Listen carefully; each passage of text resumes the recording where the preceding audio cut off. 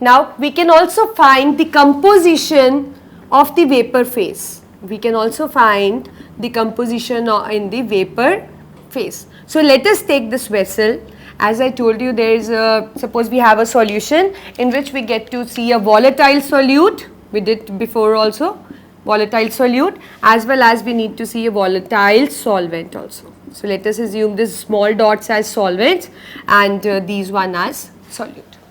So if the mole fraction of this solvent, so let us assume this as solvent, if the mole fraction of this is in the solution form is XA and in the vapor form let us say that it is Y1. And let us assume similarly that the solute, the mole fraction of solute be XB and in the vapor phase it is Y2. And we know that they are going to exert pressure. So let us say the pressure exerted is P1 and P2. And we also know that P1 is equal to P naught this thing A into XA and P2 is equal to P naught B into XB. We know that.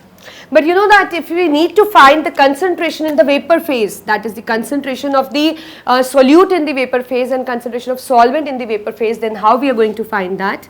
The concentration of the suppose let it be solute, this is A, right. So Y1 it calculated by the partial pressure of this 1A component divided by the total pressure. Likewise, if we need to find the composition of Y2, that is the the solute concentration in vapor phase, we need to find the ratio for partial pressure for it when it is present alone divided by the total pressure. So this is how we can find our Y's in the vapor phase, that is the composition present in the vapor phase, right. Now, as we have seen that what is the vapor pressure when we have liquid solution and how it get affected. Now, it is a turn to explain that vapor pressure in which we are going to add a solid substance. So, now I am adding a solid substance to a liquid solution. So, that means my solute is solid and my solvent is liquid. As I told you that in both the cases we will be taking the liquid as solvent.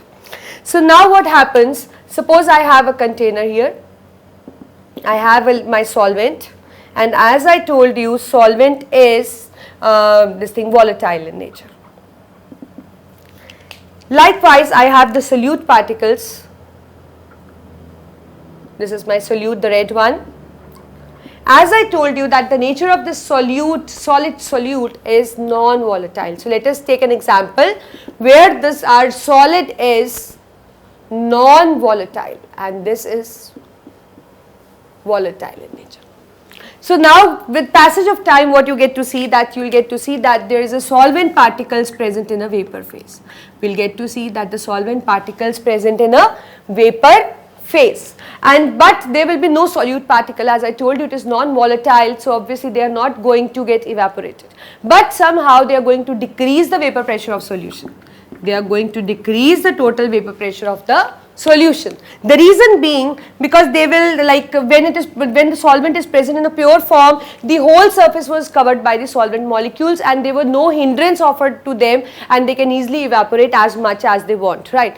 But now when we have solid solute, it will occupy a certain places at the surface, so it will just not allow the solvent particles which are present below to get evaporate. So somehow the vapor pressure of the solution will get decreased. So keep in mind or write in your copies that when you add a solid substance into a liquid solution, the vapor pressure of the solution just this thing gets lowered.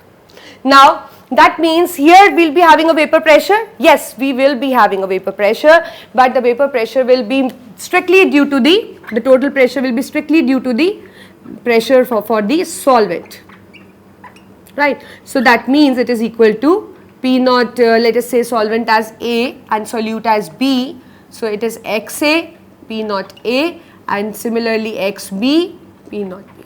So this is not volatile as I told you. So let us say that the solvent is volatile. So obviously the total pressure is going to be equal to only the solvent, the partial pressure of the solvent into mole fraction of the solvent. Now this is what I just want to tell you that whenever there is a non-volatile solute, the total pressure is getting affected only due to this factor. That means because this is only volatile, that is not volatile in nature. So this is what you have to keep in mind.